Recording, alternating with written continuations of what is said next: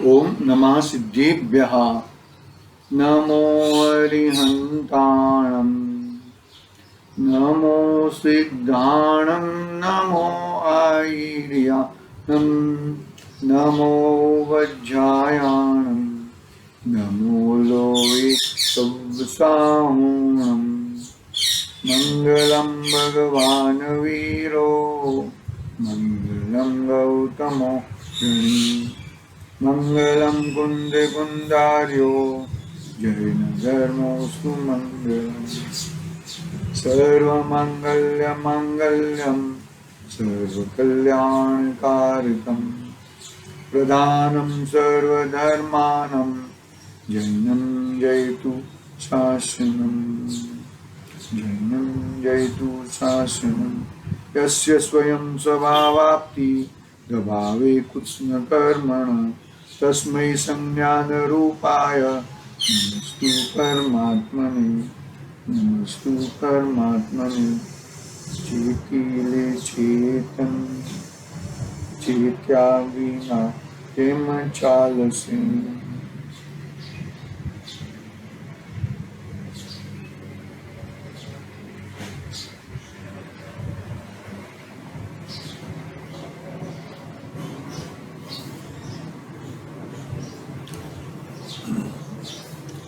इष्टोपदेश पूज्यपाद स्वामी का महान ग्रंथ गागर में सागर।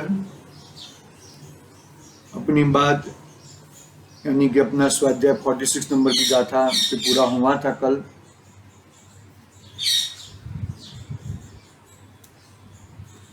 फोर्टी 46 गाथा में अविद्वान की बात आई। अविद्वान किसे कहते हैं? क्षौक्षम ज्ञान कम है उसे अविद्वान नहीं कहा। जिसने अनात्म में आत्मबुद्धि की है वो सही मायने में अविद्वान है। अनात्मा यानी कि जिसमें आत्मा नहीं है लेकिन भ्रम से उसे आत्मा मान बैठा है। भ्रम को भगाना यानी कि भ्रम को तोड़ना। भ्रम को तोड़ा तो ही तेरा कार्य होएगा। बरोबर है? ये बात अपनी हुई थी कल तक। आज 47 नंबर की गाथा प्रारंभ करेंगे। उत्थानिका में शिष्य प्रश्न करता है कि स्वरूप में तत्पर रहने वाले को क्या लाभ प्राप्त होता है। क्या कहा? स्वरूप में तत्पर रहने वाले को क्या लाभ प्राप्त होता है, किसकी प्राप्ति होती है, वो बात 47 नंबर की गाथा में आचार्य देव उसका उत्तर देते हैं। क्या प्रश्न है कि स्वरूप में तत्पर, कल परसों बोला था ना कि स्वरूपे भी स्वरूपे बीरे बिराजे, क्या स्वरूप बैठेला वो नमन जिनवरा, ऐसा कुछ है। वो हमने परसों बोला था। एक्चुअली वो लाइन याद नहीं आ रही है। एनीवे वो समसरण स्तुति में है। तो कहने का भावार्थ इसमें ऐसा है कि जो हर व्यक्ति अपने स्वरूप में, स्वरूप यानी कि बाहर का रूप नहीं, स्वरूप यानी कि शरीर का रूप नहीं, स्वरूप यानी कि जो द्रव्य है यहां पर जो बैठा है ना, वो असमान जाति दो द्रव्य बैठे हैं। जीव भी बैठा है और पुद्गल भी बैठा है। तो पुद्गल यहां पे रह जाता है। पुद्गल में तो ऊपर नीचे होता है, लेकिन आत्मा में कुछ ऊपर नीचे नहीं होता। आत्मा में कब ऊपर नीचे होता है कि वो राग करेगा, द्वेष करेगा, क्रोध मान माया लोभ करेगा, तब ऊपर नीचे होता है। बरोबर है? पकड़ना जरा बात को। तो यहां पर ये बात क्या क्या एंगल से कहना चाहते हैं वो जरा देखते हैं हम लोग।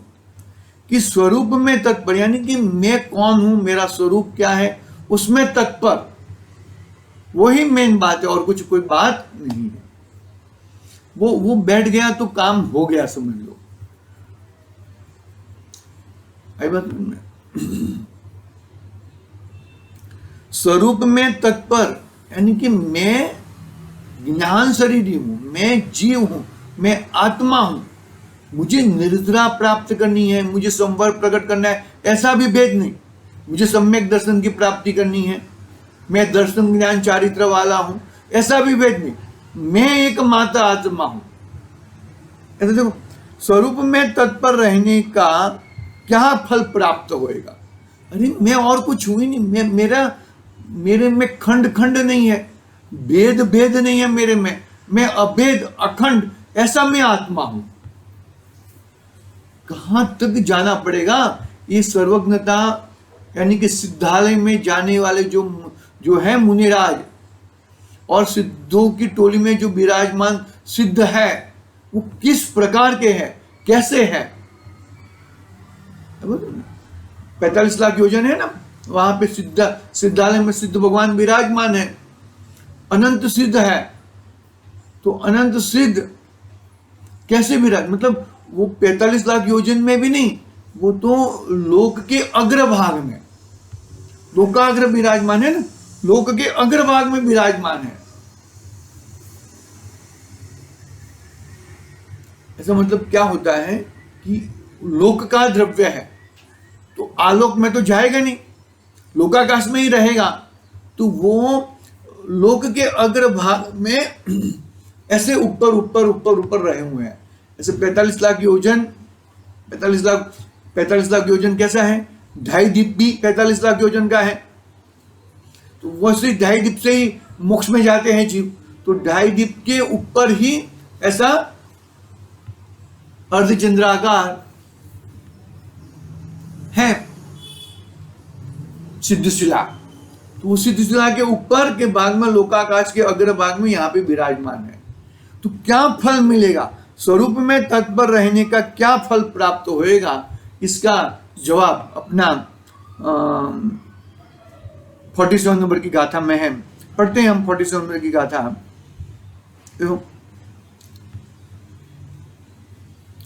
आत्मानुष्ठान निष्ठस्य व्यवहार बहिस्थिते जायते परमानंद कश्चिद योगिना योगिना।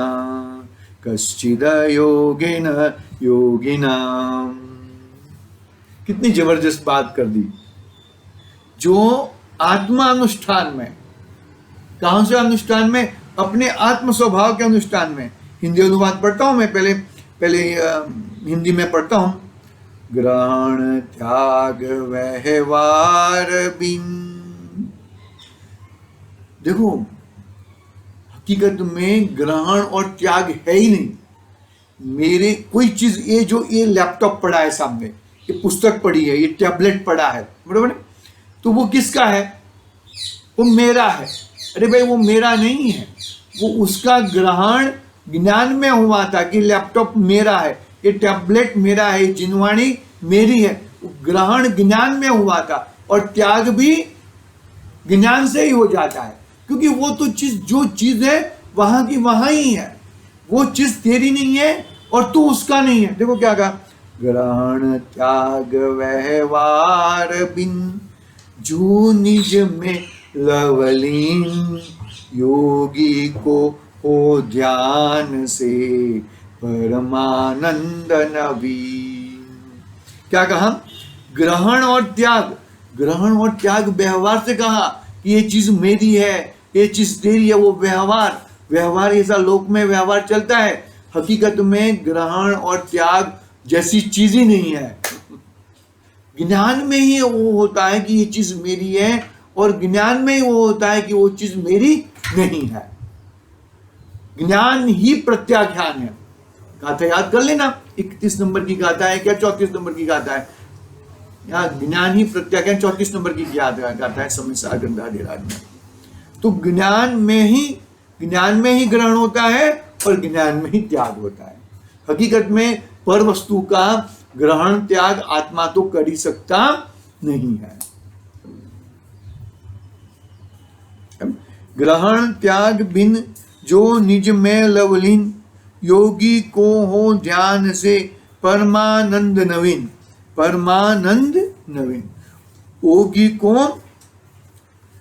योगी को हो ध्यान से परमानंद नवीन। नवीन नवीन चीज यानी कि जो तेरी चीज है। देखो मैं पढ़ता हूं यहां पर, अनुवाद पढ़ रहा हूं। आत्मस्वरूप में स्थित हुए, क्या कहा?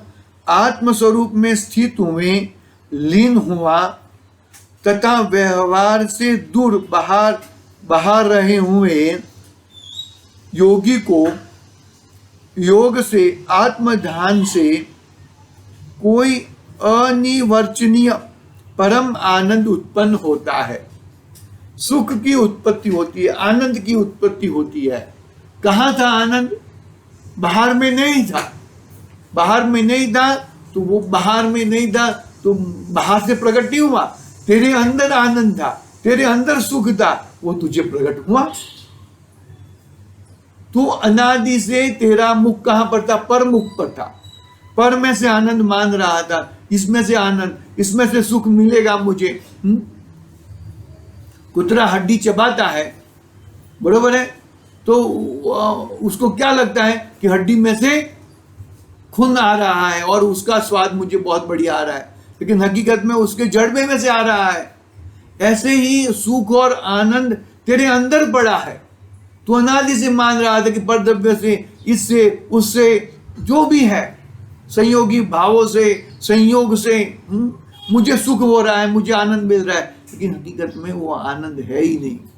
वो तो तेरा भ्रम था। वो भ्रम को हटा दे और तेरा सुख और आनंद तेरे अंदर पड़ा है, बाहर किधर पड़ा नहीं है। देखो क्या कहते हैं, आत्मस्वरूप में स्थित हुए, आत्मस्वरूप में स्थित हुए यानी कि लीन हुए मेरे स्वरूप में, मेरा विनायक में, मेरा ध्रुव भाव में। ऐसा गुण भेद भी नहीं। मैं दर्शन ज्ञान चारित्र वाला, हरे दर्शन माला मेरा गुण है, ये ज्ञान मेरा गुण है, चारित्र प्रभुत्व विभुत्व अनंत शक्तियों हूं। अरे अनंत शक्तियों का धरनार शक्तिवान एक पिंड मैं हूं। अनंत धर्मों का धरनार धर्मवान आत्मा मैं हूं। अनंत गुणों का संग्रहालय गुणी मैं हूं। अनंत गुण, अनंत धर्म, अनंत शक्तियां, बरोबर है, भेद नहीं। हाँ, जीवत्व प्रभुत्व, हाँ, ये ऐसी दर्शी शक्ति, ऐसी चित्ती शक्ति, ऐसा शक्तियों का भेद नहीं। अनंत शक्तियों का धरना शक्तिवान, अनंत गुणों का धरनार गुणी, अनंत धर्मों का धरनार धर्मी, वो मैं हूं, वो एक मैं हूं। देखो क्या कहा, हम आत्मस्वरूप में स्थित हुए, लीन हुए, मतलब वो मैं हूं, मेरे में ही सब कुछ है। ये अलग अलग अलग अलग अलग गुण भेद भी नहीं है मेरे में। कहां तक जाना है भैया? आगे गुण भेद यानी कि कौन सा? सद्भूत व्यवहार नहीं, अनुपचरित सद्भूत। अनुपचरित यानी उपचार से नहीं, हकीकत में तेरे में गुण है लेकिन गुण भेद नहीं है, खंड खंड नहीं है मेरे में। अनुपचरित सद्भूत व्यवहार नहीं से गुण भेद मेरे में है, लेकिन मैं तो अखंड द्रव्य हूं, गुणवान हूं, गुणी हूं। अलग अलग से मेरा कुछ कोई निस्बत नहीं है। देखो आत्मस्वरूप में स्थित, ऐसा आत्मस्वरूप में स्थित लीन हुआ जीव तथा व्यवहार से दूर बाहर रहे हुए योगी को योग से, आत्मज्ञान से कोई अनिर्वचनीय परम आनंद उत्पन्न होता है। वही वचन से अगोचर, वचनातीत, वचनों से नहीं, परद्रव्यों से नहीं, ऐसा कोई आनंद, अनिर्वचनीय परम आनंद उत्पन्न होता है। आई बात समझ में? ऐसे आनंद कहां पड़ा है? मेरे में पड़ा है, मेरे स्वरूप में पड़ा है। मैं ऐसा आनंद वाला द्रव्य हूं, मैं ऐसा गुणवान हूं, ऐसा सुख गुण का धरनार, ऐसा गुणी मैं हूं। बाहर में किधर भी सुख नहीं है। ऐसा मैं आत्मद्रव्य हूं, ऐसा मैं जीव तत्व हूं। देखो गुरुदेव क्या कहना चाहते हैं उसके बारे में हम पढ़ते हैं। हाँ, देहादिक से हटकर अपने आत्मा में स्थिर रहने वाला, यानी कि पहला परद्रव्यनु लक्ष्य छोड़ी, પહેલા પરદ્રવ્યનું લક્ષ્ય છોડીને કેટલું સાધારણ લીધું, શરીર કર્મ આદि બધા બાહ્ય પદાર્થ તેનાથી હટીને, बरोबर है, अपने आत्मा में, भगवान आत्मा में, જેના દરબારમાં અનંત આનંદ રૂપી દરબાર પડ્યો છે, અનંત જ્ઞાન, અનંત શાંતિ, અનંત આનંદ, એવો પોતાનો स्वभाव, अचिंत्य महिमा स्वभाव, ऐसा मेरा स्वभाव है, अचिंत्य महात्म्यवान छे। शरीर आदि तो छूट गया, बरोबर है। ये सब अनंत दर्शन, अनंत ज्ञान, अनंत वीर्य, वो अलग अलग भेद छूट गया, और वो सब भेदों से, अब भेदों से भरपूर, भेदों से अभेद ऐसा मेरा, ये भेदों से, गुणों से भरा हुआ मेरा आत्मा, गुण भेद से रहित, अनंत गुणों से भरा हुआ मेरा आत्मा, गुण भेद से रहित स्वभाव, मेरा अचिंत्य महिमावंत, वो मैं हूं। कितनी महिमा आती होगी अपनी आत्मा की, अपने स्वभाव की महिमा भाई लानी पड़ेगी। ऐसा महिमावंत मेरा द्रव्य है, महिमावंत मेरा तत्व है, महिमावंत मेरा आत्मा है। किसी से प्रभावित हो ऐसा मेरा द्रव्य नहीं है। किसी से प्रभावित हो जाए तो आर्त ध्यान रौद्र ध्यान हो जाए। किसी से अप्रभावित मेरा द्रव्य है। देहादिक से हटकर अपने आत्मा में जुओ, अपने आत्मा में देखो, देहादि से हटकर पोताना आत्मा में हो स्थित रहने वाला, अंदर भगवान आत्मा स्थित रहने वाला है, अपने स्वरूप में, अपने आत्मा में स्थित रहने वाला है। बाहर में किधर भी स्थित रहने वाला नहीं है। दरेक प्रकारनी प्रवृत्ति, क्या बोले देखो, प्रवृत्ति निवृत्ति लक्षण वाले व्यवहार से बाहरी दूर रहने वाला। निवृत्ति का मतलब क्या? अपने स्वभाव में बैठना, वो निवृत्ति है। प्रवृत्ति, अरे मैं कुछ करता नहीं हूं, मैं ऑफिस में जाता हूं, फोन उठाता हूं और हाँ ना बोलता हूं, तो हाँ ना बोलना है ना।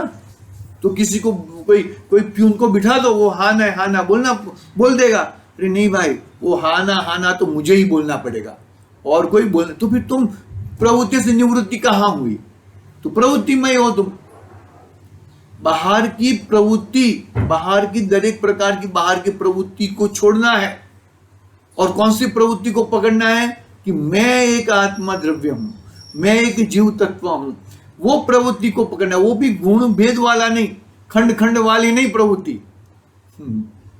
अभी दर्शन गुण का चिंतन करो, अभी श्रद्धा गुण का चिंतन करो, ऐसा नहीं, खंड नहीं, एकमात्र अनंत गुणों का गुणवान गुणी वो मैं हूं। वो प्रवृत्ति में लाना है, वो प्रवृत्ति में लाएगा तो बाकी सब निवृत्ति मिल जाएगी। देखो, तथा प्रवृत्ति निवृत्ति लक्षण, प्रवृत्ति सहित अंदर में प्रवृत्ति, अपने गुण में गुणवान द्रव्य, गुणिका द्रव्य, उसका प्रवृत्ति, और बाहर से निवृत्ति, तथा प्रवृत्ति निवृत्ति लक्षण वाले व्यवहार से बाहरी दूर रहने वाले। जो ये व्यवहार की व्याख्या, कोई कहे कि भाई प्रवृत्ति ये व्यवहारનું લક્ષણ છે, નિવૃત્તિ વળી બીજું લક્ષણ છે, નિશ્ચયનું લક્ષણ છે। અશુભની નિવૃત્તિ અને શુભની પ્રવૃત્તિ એ બંને વ્યવહારનું લક્ષણ છે। गुरुदेव की टोन अलग रहता है। क्या कहते हैं कि शुभ की प्रवृत्ति और अशुभ की निवृत्ति, वो सही मायने में प्रवृत्ति निवृत्ति है कि नहीं भाई, वो तो प्रवृत्ति निवृत्ति है ही नहीं। देखो क्या कहा, अशुभनी निवृत्ति यानी कि पाप भावથી છૂટવાનું અને શુભની પ્રવૃત્તિ यानी कि પુણ્ય ભાવને જોડાવો, પુણ્ય ભાવમાં જોડાવવું, બંને વ્યવહારનું લક્ષણ છે। दोनों વ્યવહારનું લક્ષણ છે। दोनों વ્યવહાર સગળો અભૂતાર્થ છે, असत्यार्थ છે। પણ ક્યારે कि भाई જ્યારે तू तारा, जब तू अपने आत्मा को अपने स्वभाव में, अपने स्वभाव अपने अंदर चिपकेगा, अपने स्वभाव का अवलंबन लेगा, तब सगड़ो व्यवहार अभूतार्थ है। बाकी अशुभनी निवृत्ति तो बात साची है, सच्ची बात है, और शुभ की प्रवृत्ति वो सच्ची बात है। कब? जब तू स्वभाव में नहीं रहता है तब। जब तू स्वभाव में रहेगा, अपने स्वभाव की प्रवृत्ति करेगा, अपने स्वभाव में रहने की बात करेगा, तो सभी चीजों का शुभ और अशुभ सभी चीजों से निवृत्ति मिल जाएगी। वो मेरा कार्य है। देखो क्या कहा,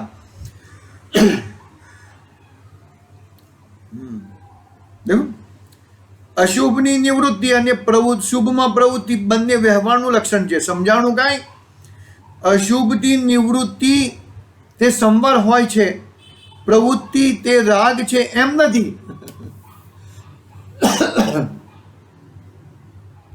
कितनी बात बरोबर बोली। अशुभनी निवृत्ति ये संवर અને શુભની પ્રવૃત્તિ ये राग, ऐसा नहीं है। संवर यानी कि मेरे आत्म स्वभाव में बैठना। संवर से ही धर्म की शुरुआत होती है, अन्यथा कोई धर्म की शुरुआत होती नहीं है। ग्रहण त्याग से शून्य है ना, तो मैं परद्रव्य का ग्रहण भी कर सकता नहीं हूं और किसी का त्याग। ग्रहण नहीं है तो त्याग किसका? ग्रहण होएगा तो त्याग होएगा ना। कोई चीज आएगी तो बाहर निकलेगी ना। अरे पर वस्तु का ग्रहण नहीं है तो त्याग कहां से होएगा? अशुभ का भी ग्रहण नहीं है और शुभ का भी ग्रहण नहीं है, तो भी अशुभ का त्याग और शुभ का ग्रहण कैसे होएगा? दोनों चीज मेरी नहीं है भैया।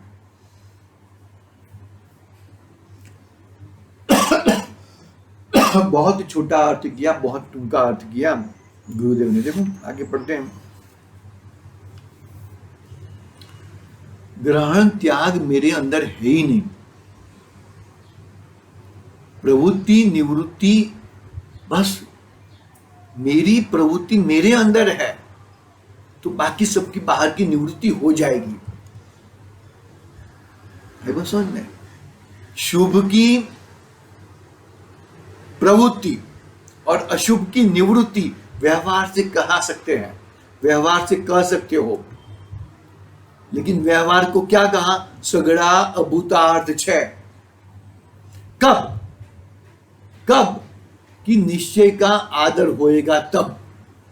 निश्चय का आदर होएगा यानी कि अपने स्वभाव में प्रवृत्ति होएगी, तब सगड़ो व्यवहार अभूतार्थ है। लेकिन जब तक निश्चय में अपने स्वभाव में प्रवृत्ति नहीं होएगी, तब तक अशुभ से निवृत्ति पाना है और शुभ की प्रवृत्ति करना है। वो व्यवहार से कहा जाता है। बस उनमें पकड़ना भाई, बहुत ही इतना जबरदस्त अध्यात्म है कि वो किस तरह से तुम उसको पकड़ोगे। देखो ग्रहण त्याग, प्रवृत्ति અને નિવૃત્તિ। ગ્રહણ એટલે પ્રવૃત્તિ અને ત્યાગ એટલે નિવૃત્તિ। અશુભથી નિવૃત્તિ અને શુભમાં પ્રવૃત્તિ। हिंसा, झूठ, चोरी, विषय, भोग, वासना थी निवृत्ति। दया, हिंसा, अहिंसा, सत्य, दत्त यानी कि चोरी, विकल्पों में प्रवृत्ति। ये बधो बरोबर है। ये विकल्पों से छूटना, ये विकल्प रूपी प्रवृत्ति से निवृत्ति, बन्ने व्यवहारना लक्षण है। दोनों व्यवहार के लक्षण है। इसका मतलब क्या? दया, अहिंसा, सब नहीं करने का, अरे करने का। पहले तू अपनी आत्मा की दया, अपनी वस्तु की दया करते सीख जा। तू कौन सा द्रव्य, अनादि से तूने पर की दया में अपनी हिंसा की है, और वो बड़ी हिंसा है। पकड़ना बात को। दूसरों को बचाने का भाव तेरे लिए हिंसा है, नहीं बचाने का ऐसा नहीं है। मैं उसको बचा सकता हूं, मैंने उसको बचाया, वो भाव बचाना है, लेकिन मैं बचा सकता नहीं हूं, वो भाव के साथ बचाओ। देखो भाई, अध्यात्म है ये, प्योर अध्यात्म है। हाँ, ये प्योर अध्यात्म है, बचाने का नहीं, ऐसा नहीं है। मुनिराज ने मुनिराज के सामने कोई तरसा हुआ आएगा पक्षी प्राणी, तो कमंडल से पानी नहीं पिलाएंगे। क्या बात करते हो? हाँ, लेकिन तू तृषा रहित है, क्षुधा रहित है, तो तेरे आत्मा में क्षुधा रहित निराहारी है तू। वो उपदेश देके उसको 4 गतियों से मुक्त करने का उपदेश देंगे। बोलो कौन सा उपदेश अच्छा है? कौन सा उपदेश अच्छा है? बताओ मेरे को। समझ में देखना बात को। समय बहुत हो गया है, हम देखेंगे उसकी बात आगे बढ़ाएंगे, आज आगे लेंगे। आज के लिए ओम नमः सिद्धि। निज निधि निज में